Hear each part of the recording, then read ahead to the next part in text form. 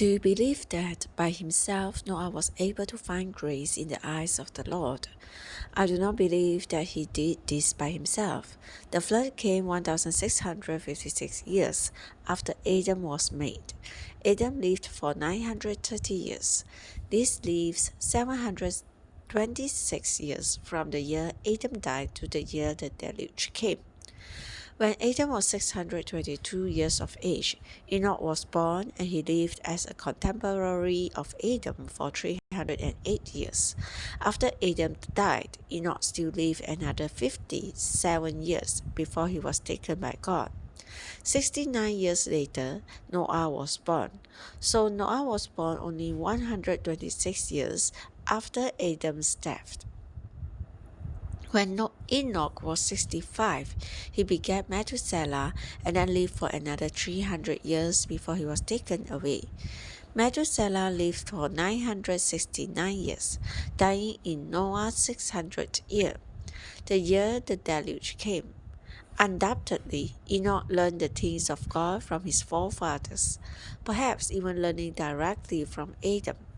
The fact that Enoch named his son Methuselah, which means when he is dead, it shall be sent, proves that he taught his son concerning God. Methuselah must have taught his son Lamech, and Lamech his son Noah. Noah came from a godly family and learned from his forefathers all the godly things. Thus he came to realize his need for grace. His generation was corrupt and filled with violence. The human race had become flesh. Noah lived in a crooked, perverse, and evil generation. Nevertheless, his parents and grandparents taught him the things of God, and he realized that he needed God's grace. Now we can see why Noah found grace. Verse 3 of the same chapter indicates that God was prepared to give grace to fallen men, because his spirit was striving with men, ready to give grace to the needy ones. However, this grace needed human cooperation. Noah gave the necessary cooperation and he found grace. What is grace? Most Christians think that grace is merely something given by God. If I give you a Bible as a present, that is grace. Although this understanding is correct, in the Bible, grace means much more than that. Grace is not only something given by God, but it is God Himself doing things for us. Grace is not merely something objective that is given to us by God. Grace is God Himself coming to us and doing things for us. Are you weak? God will come to be your strength, and that coming of God is grace. Are you unable to face your situation? That need not be a problem, because God will come to stand with you and face that situation for and in you. This is grace. If you read Genesis 6 carefully, you will see that grace here does not mean that God gave Noah many things. It means that God came to Noah and was with Noah. God's presence was Noah's strength and power. Noah not only enjoyed something given to him by God objectively, but he enjoyed God himself. In the midst of a crooked, perverse, and adulterous generation, a generation whose temptations no one could withstand, Noah found grace in the eyes of the Lord. God came to strengthen Noah that he might stand with him and uphold him. That was the grace that Noah found, and that is the grace that we need today. Consider the situation in modern society. I do not even dare to look at a newspaper. It contains too many temptations. While I am walking along the street, I do not dare to look into the show windows. This is the reason that I do not like to go into the department store. Department stores are more than devilish, and all the exhibitions and displays in them come from hell. The talk you hear on the radio, at work, and at school is evil, corrupt, and devilish. It is hard for anyone as a fallen person to stand in such a situation. This age is truly crooked, perverse, and adulterous. It is full of fornication and immorality. People talk about immorality without one bit of shame.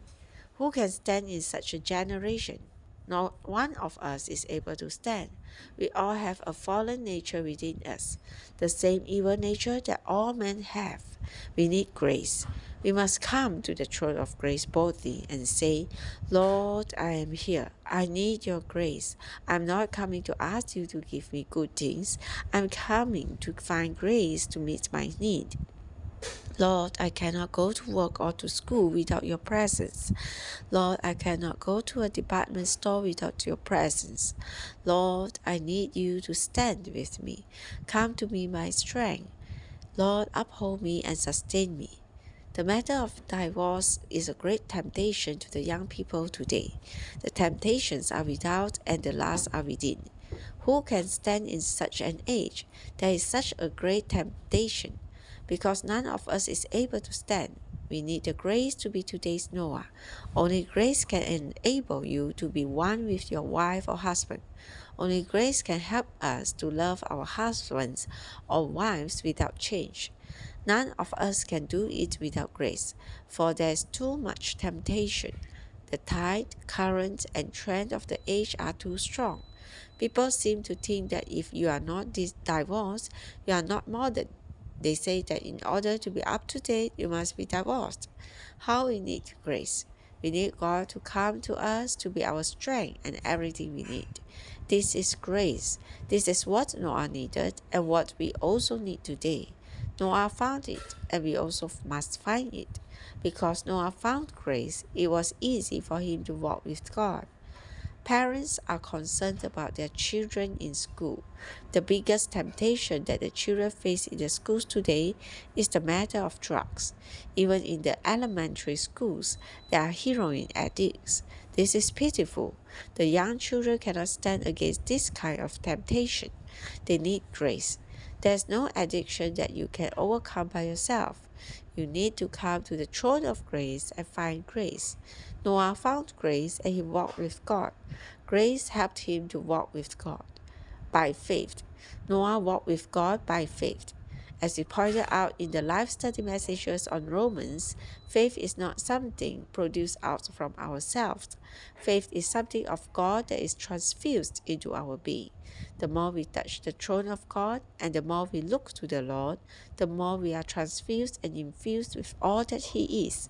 When He is transfused and infused into our being, His very divine element infused within us becomes our faith.